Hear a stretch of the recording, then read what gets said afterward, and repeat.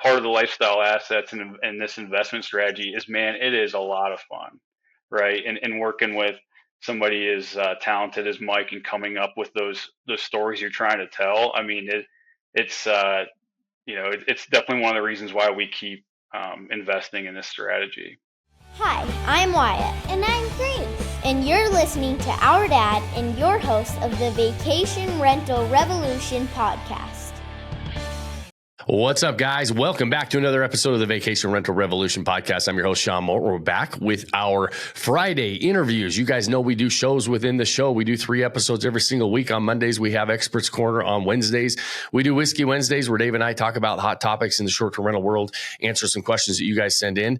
And today's episode is our Friday episode, where we bring in short-term rental investors that are having success, that are willing to share the good, the bad, the ugly about the journey into short-term rental investing. And today we've got Mr. Josh Corey. So Josh, appreciate you joining us, my man. Yeah. Hey, thanks for having me, Shawn. Glad to be here. Absolutely. Those of you that are watching on YouTube and not just listening, you see the nice little background Josh has, and some pine trees and some stars in there. And so we're going to talk a little bit about that property he's at. But Josh, I always like to get the background. I always say success leaves clues, but there's always lessons learned about what your background is, what got you into short-term rentals, what got you interested in real estate investing in general. And so let's start there, and then we'll unpack the journey into short-term rental investing. Yeah, sounds great, Shawn. So my background, I'm a mechanical engineer by trade. So I spent some time in that world, project engineering, and in the energy and aerospace industries. Very corporate side of the world, and it's my background is one of those. I got kind of smacked in the face in 2020 when that thing called the pandemic hit, right? Mm-hmm. So at that time in my career, I was pretty heavily involved in a private equity side of the energy industry. So a lot of my compensation was in the form of equity in the business, right? And so something that happened that I don't know if a lot of folks realize, right? Early 2020 into the spring, the energy industry, took a big hit to the point where crude oil traded negative for the first time in history. So it was a huge kind of slap to the face, and it was one of those situations where, and I think you went through something similar. My career was going great. I felt like I was on top of the world, and really had never thought about anything getting in the way of that, and that I couldn't control. And then that obviously the pandemic happened. So I realized there some things happened with my career. I realized I need to figure out a way to not only be dependent on a W-2, right? It was one of those wake up calls that, if I need to be able to feed myself, my family, gosh, it'd be nice if there was a way to do that. And in that moment, I had to take some internal, look at myself and try to come up with a plan. And I'll just hit this because, man, it was a game changer. I reread Rich Dad Poor Dad, and I know you've talked about it quite a bit. Yeah. And I had read it before, but never digested it. You know what I mean? Yeah. And in that moment, I'm like, man, I got to do something different. And so that kind of got the ball rolling in this, and I can certainly hit on some of that. Yeah, it's an interesting how many people have been impacted by Robert Kiyosaki's book, Rich Dad Poor Dad. I mean, it literally is one of the foundational books to a lot of people's starts, and really kind of breaking it down in such a way that we can we can understand it and we can buy into it. We say it makes sense, right? And we digest it enough to say, okay. And it's interesting. You say it's not the first time you read it, but it was the first time you read it when you're really like in that position to say, hey, I'm really looking for something that I need to do now. Right. And so, that's why I love these stories, because maybe somebody hasn't read that book and they're in this, listening to these conversations. It is a great book to go listen to really break down and understand the different quadrants of income, where you want to be, how you want to, set up your life to create some of that, passive income, lifestyle freedom that we're financial freedom that we're all after. And so love that start. So you read that. Obviously, that doesn't specifically talk about short-term rentals, right? It talks about businesses and real estate and different things and different types of investments. So then the wheels are spinning, I'm sure, because now there's a lot of options, right? Now we're like, okay, now I've got to navigate which road to run down.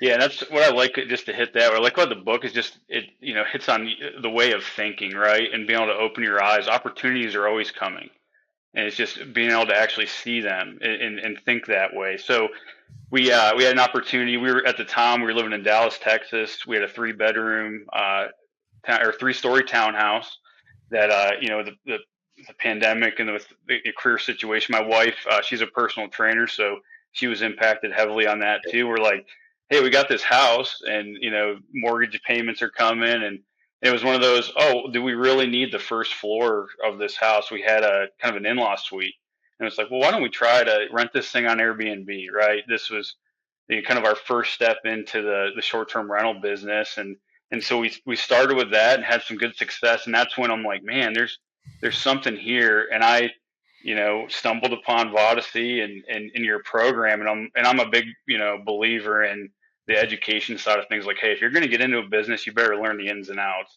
Yeah. And I thought, seeing your advertisements in the program, I'm like, this seems the kind of conversation I want to go hear more about in the education platform. So that's when I dove into Vodacy and realized, hey, it's not just like, and the first floor of our townhouse, right? Like, we could go look at buying properties, and hey, what I really keyed in on is look at places you like to go visit. We're in downtown Dallas.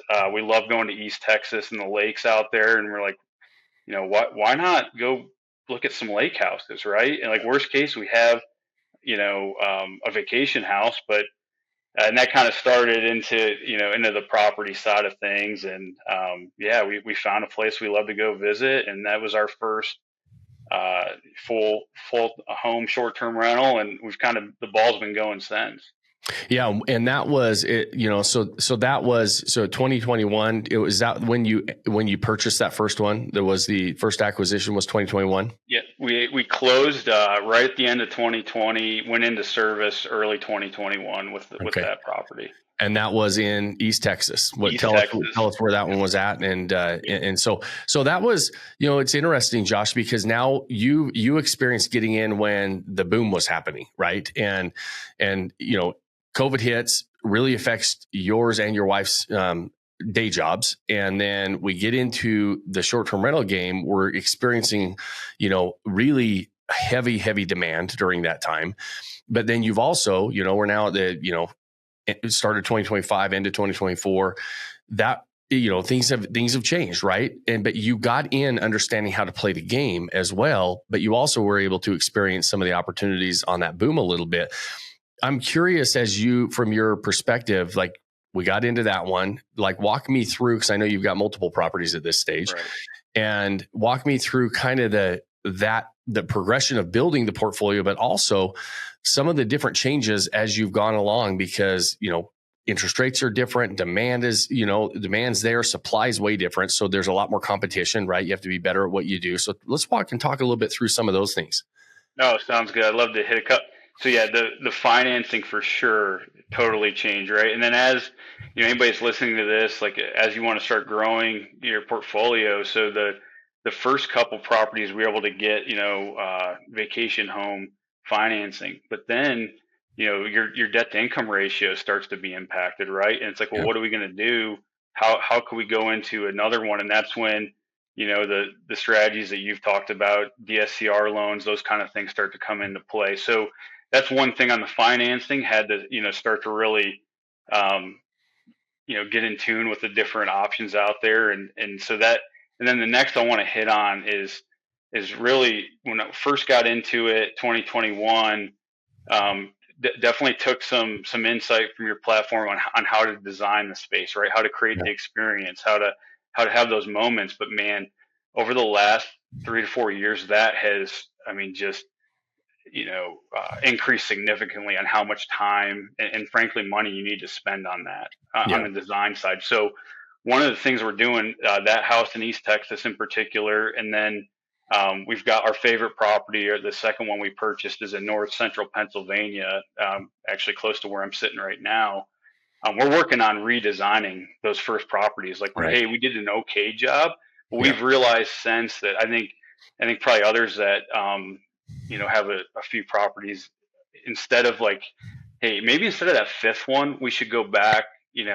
even if they're performing well. And I think we can, get a higher rate of return by investing in some of these new design methods that, folks in the Vodesty program, like Whitfield, who we work with in Mhm. particular. I mean, it's the things that the interior designers are doing nowadays is just phenomenal. Yeah, it's unreal, and I always am a big believer is maximizing the portfolio you currently own before we go start buying additional properties, right? Because and especially when the game has started to change, and the reason we focus on that design and the amenities and really we're trying, what we're doing is trying to tell a story. We're trying to create that experience and tell a story with our properties for our guests, and we do that through a lot of the design that we're putting in these properties. In fact, I just went through a redesign on our St. George property. Dave and I did, and it was doing well. Our basis is low enough that property performs well. It's very profitable and everything else, but we could just continue to raise the bar, and we just did a big redesign on it, and it's completely different property now because we just did, and we call it the Stargazer, and it's we're out in the desert, and similar to where you were just telling me this, and we'll talk about the kind of the experience you guys are creating as well. But it's really creating an experience and being able to tell a story. And like you said, the designers that are they're not regular home designers, that they're designing these model homes, right? That you would see on, if you're walking through a model home or you're going to design your own home. We wouldn't design our homes like this, but they're very specific short-term rental designers. Mike Whitfield's, who we use in our, our group, and I use on every single one of my properties, and like he's doing your property. It's night and day, even between like what he was doing 3 or 4 years ago to what we're doing now, right?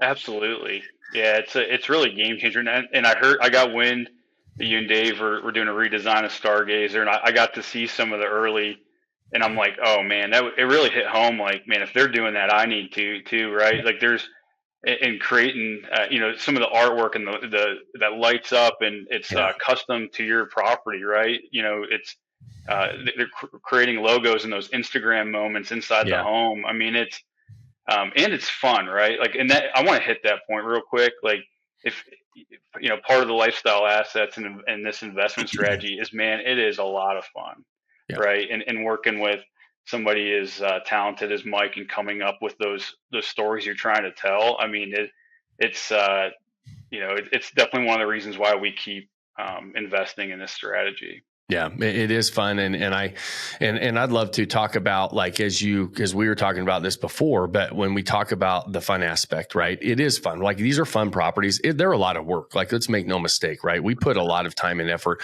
to get the properties at the top. You are, and I don't think I mentioned this at the top of the show, but, Josh, you've got the number one property in, or the top property in Dark Skies, Pennsylvania, the property, that puts you in our 1% club, right? There's reasons you do that, and you put a lot of work and effort to get there. But we also have a lot of fun. Like, I've always said that I've never been, I've been investing in real estate for 24 years, and I've done a lot of different asset classes. I started doing short-term rentals back in 2006 and really got full time into it in about 2012, 13. And I've never been around another asset class that families enjoy together. You end up, it's a fun process to do together. Like, I've never, like, usually when I'm investing in real estate, it's, a husband or a wife or somebody's just taking the lead. It's a means to an end. It's a financial decision, and that's what it is. Short-term rentals are beyond that, right? And you get the whole family involved. And that's it's another fun aspect of this. It's, to where you can do things together and things continue to move forward with your family. Yeah, I'm really glad you brought that up. That I've especially realized that over the last year or so, that this asset class really brings together the whole family and the extended family. So to touch on this, we invested in a property in my hometown. My dad got heavily involved with helping me get that property set up. So anybody that manages their own or decides to do a setup themselves, right? You're going to be building furniture at some point. So I just want to hit that. Like, you're building furniture, but that could be another thing that's fun. So my dad and I built all the furniture at that property you mentioned in the top. of the area. And so, we did that together, put the fire pit in together. I'll tell this story quick. We just got done like half a day putting furniture together, having some tea out on the front porch. And I was like, man, Dad, we need to put a fire pit out here in this front lawn. We're like, I'll have to find somebody that can come out here with some machinery or something. I'll never forget. He looked over at me. He's like, when did you forget how to use a shovel? And literally that we headed down to his house, picked up some shovels, went and got some stone, and had the fire pit in that afternoon. And we're doing s'mores that evening. So it was having those moments, those experiences, and then that's my dad has been heavily involved in that property, but then of course my wife, my brother, my cousin, like we've had family gatherings there, other properties. I've got another cousin who has kind of seen the success, and he's invested in his own properties, and they're doing super well. And it's just and then we've got two young children that I'm hoping someday want to continue coming up here to kind of middle of nowhere, Pennsylvania, enjoy the stars, enjoy the land, the being out in nature, seeing the wildlife. So it starts to really become a generational thing. And man, it's been exciting. And just to hit this on the head, a lot of that success and that ability to have that family aspect and the generational aspect because of Odyssey and everything that you've pulled together. So thank you, Shawn. Absolutely. I appreciate you saying that. And I love hearing those stories because they really do become legacy properties, and and even like the work, right? Your dad saying, hey, when did you forget to use a shovel? Right. It's like, those are the moments you just never forget. Right. And then you grab the shovels and you go to Home Depot and you put it together. And all of a sudden, like you said, you're firing up the fire pit and the s'mores that night. And it's just there. And like you said, there's some of my best times and some of my worst times that I don't like. I don't like setting furniture up, right? I don't like setting properties up. There's a lot of work, and it's like, I do not want to go unbox a whole bunch of furniture. But some of my best times are putting furniture together with Teresa and the kids. And it's like, you're just, because of those times, you just remember, I think we seem to remember the effort and the work that we put in more than the fruits of that a lot of times, right? I love the good times and enjoying everything, but I seem to have more vivid memories of when I'm really rolling up my sleeves and diving into something. And these kind of properties allow us to do that, but then they allow us to continue to foster those relationships and build those memories. It's one of my favorite parts about it is the personal use of these types of properties, above and beyond the financial aspect of them, right? We buy them as investments. We don't want them to be drains on our pocketbooks. We want to ultimately build wealth with them. But that lifestyle upgrade is significant, especially when we start to wrap the family in and they get involved in it and they enjoy it. Like right now, my kids, they were going to buy a property last year. We were trying to find them a property last year and pretty much all of this year, and they haven't bought one yet. And I keep telling them no, and I keep telling them no, I'm testing their like resilience on how are they underwriting it. They need to know that things don't always work out. We're not just going to come in and rescue them, and they're learning these different lessons along the way just from looking at properties, right? And then they learn lessons on how to put them together and set up an experience and understand. Ultimately, I want to teach them marketing and all those different things that we learn and that we can teach, our kids and experience and learn together, right? Sometimes we're just figuring it out. And when you combine all of that, they really do become legacy properties where we're all kind of growing and moving forward together, which is really, really fun. Yeah, it's exciting, and I know you've talked about it, quite a bit, just, in investing in something that is tangible, right? And that you can leverage, and then also have that legacy, side to it. I mean, it's really hard to beat. And I know you had Jason and Gina on, and they're talking, they self-manage. And I think just to hit this for folks that are like, yeah, but, how's it dealing with guests, right? And how's all that extra stress? I get a lot of questions about that, I guess, Right. from friends that are thinking about getting in this. And yeah, it is tough at first, and I think they did a good job talking about when you get some systems in place. You don't want to certainly fully automate everything, but One trick that I kind of wanted to share, and I think they touched on it, but I'll hit it a little harder. Like, I don't necessarily, my automations will reach out to guests to make sure everything's okay. And I know you teach like, hey, reach out when they first check in. I certainly do that, but that next morning, hey, how was everything on your first Yeah. night?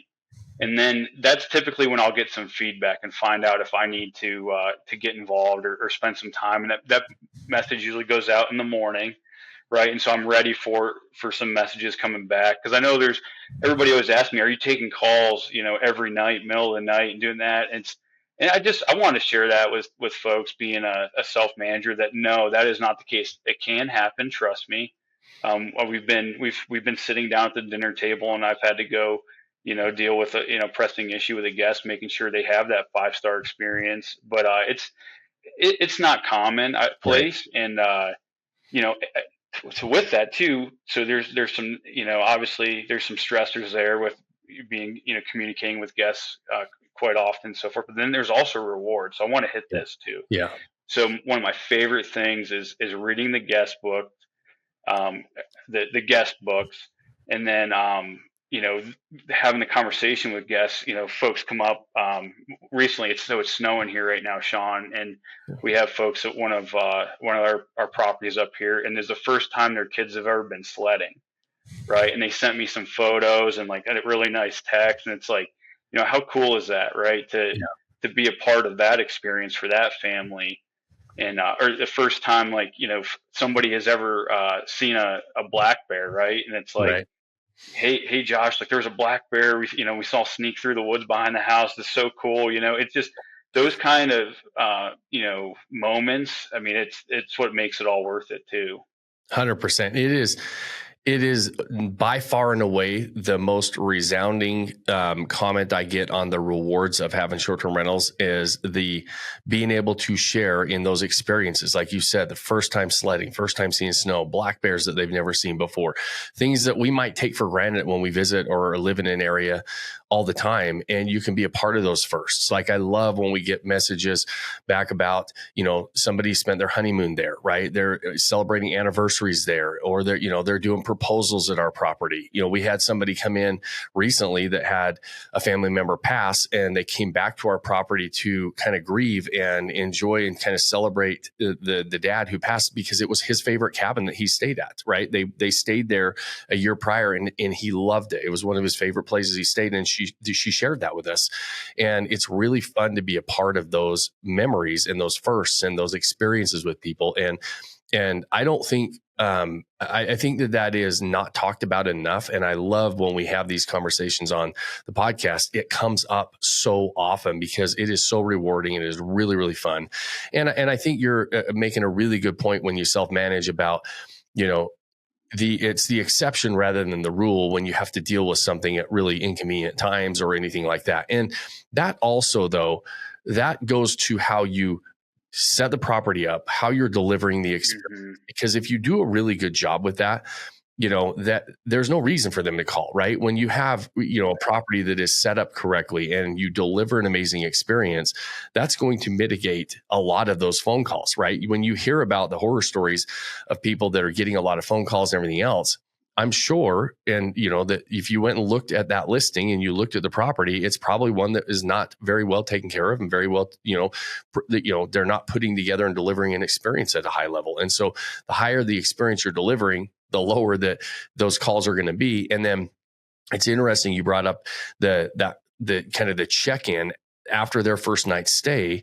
We were just talking about this on our weekly coaching call, and Jordan was bringing it up, saying it's one of the number one things that she does and gets great feedback is that she checks in that next day, that they check in and say, is everything okay? Was everything perfect for you? If there's anything you need, let me know.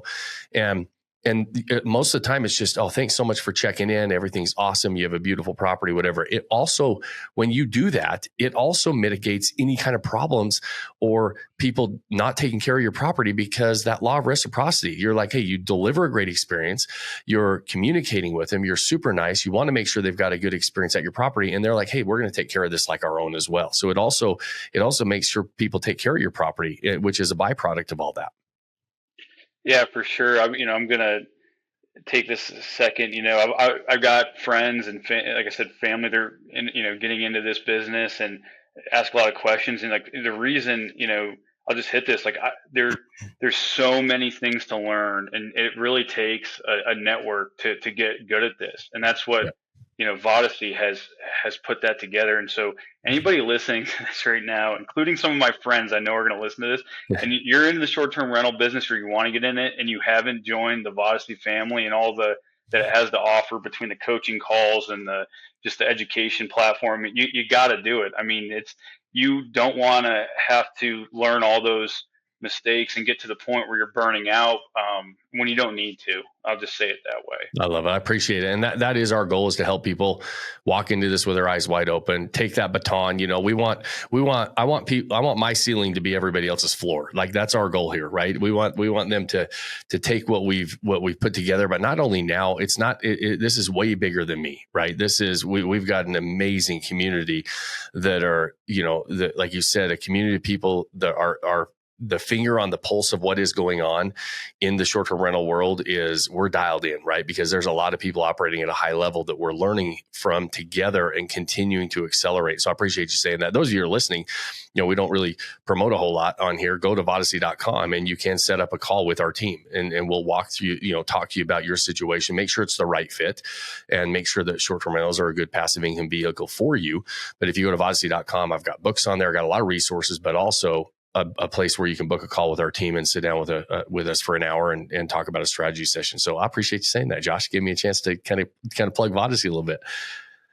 Yeah, well, it's an easy plug. Appreciate everything the Vodacy's brought to me and my family. And yeah, it's been a journey, right? And we're going to continue the journey. We're having a lot of fun. I'm actually, just to mention it, I'm sitting in our fourth property now in the middle of a setup. I've been putting furniture together all week. I do have some help. I've learned that too. Like, got to get some help involved. But we're actively getting this property set up, and we are enjoying it. I've got the kids here as well, and they're seeing snow for their first time too. So it's again, just back to you got to, yes, I get tired putting furniture together all day too, but man, it's worth it when we can do it together as a family. And I don't want to not mention this either. So I got my brother and my cousin are coming in this weekend. We're going to go because we're up here. We live in Florida now. So just to hit that, so we live on the Space Coast of Florida, and so this also, great reason to come up, be up in Pennsylvania. Penn State football's got a playoff game on Saturday. We're gonna get together, go to that. So I mean, it's all tied together, and yeah, it's just we're having a lot of fun doing it. I don't know how else to say it. That's awesome. When's this one going to launch? You're right in the middle of the setup. What's the launch date on this one? Yeah, so we're trying to be launched. Honestly, I'm trying to hit end of the month. Like, we're going to be coming down to the wire before the first of the year, but if not, the first couple weeks of January. Yeah. Are you going to spend the holidays there? Or are you going to head back home?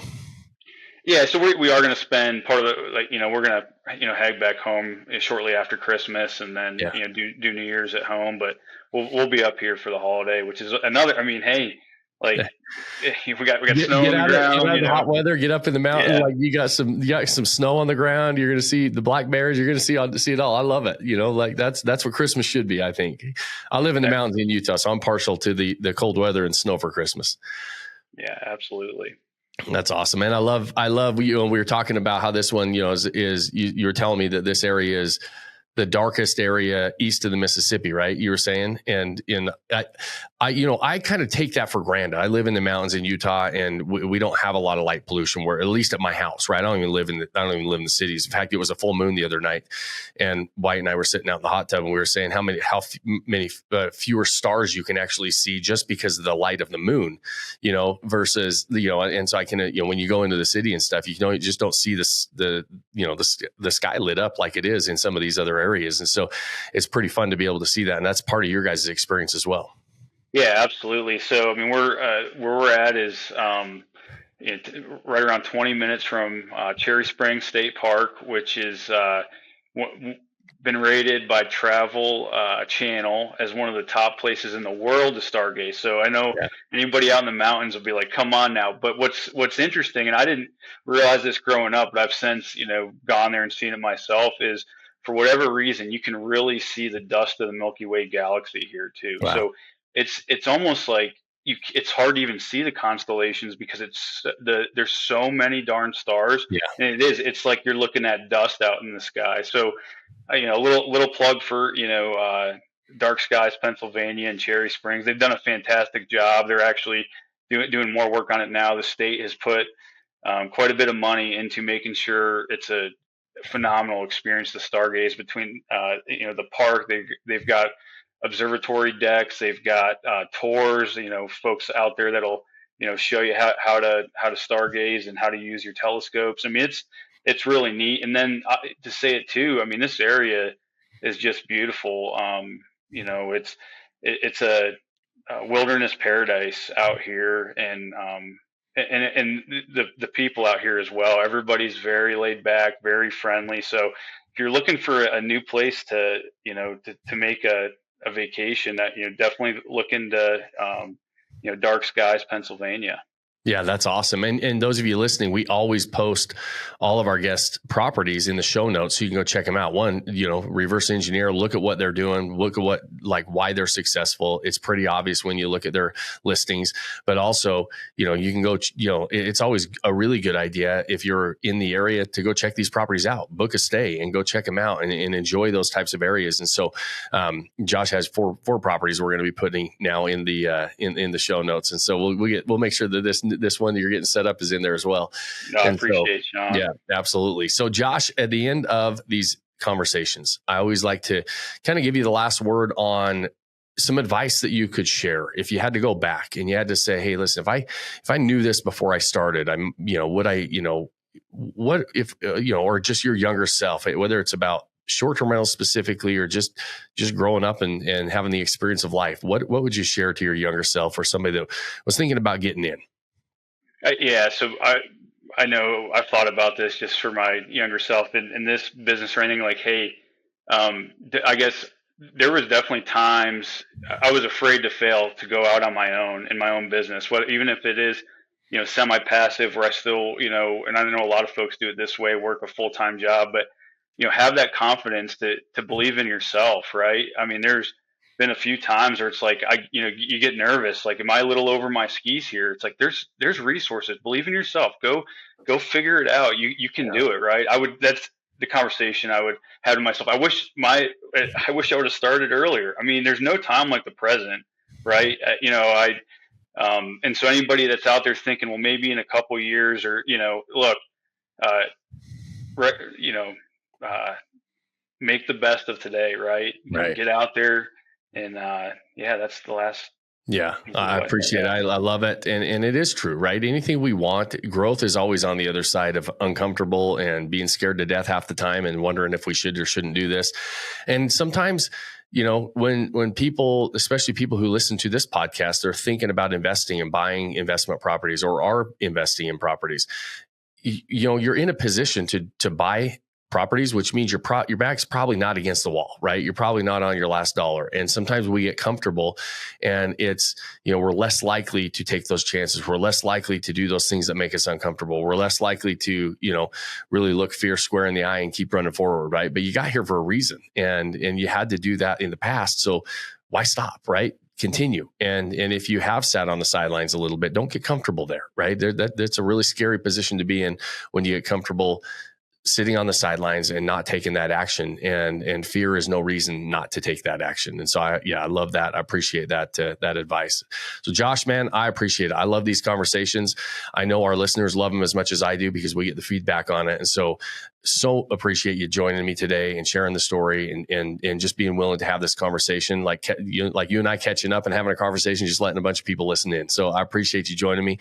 I hope that setup goes quick for you and you guys have an enjoyable holidays in the mountains there. Is it considered mountains or is it just more woods? It depends who you talk to. Like growing up here, we called it the mountains, but I mean, it's Appalachian mountains, rolling hills, right? I mean, there's some pretty steep inclines, but I know, where you're at, out in the Rockies, like those are mountains to me. So Okay. All right.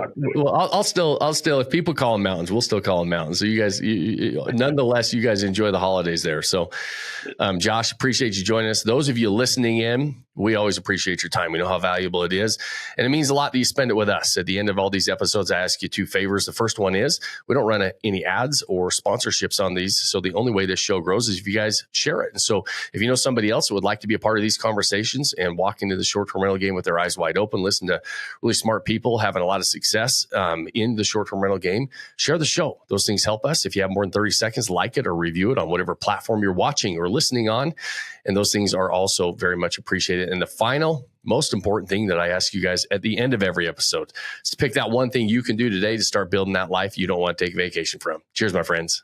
Thanks for joining us on this episode of the Vacation Rental Revolution podcast. Share this with other people you think need to hear about it. And don't forget to subscribe and leave us a review. Hey Grace, is there a website? Yes! For more amazing content and expert advice, visit Vodacy.com. Thanks for listening, and we'll see you on the next episode.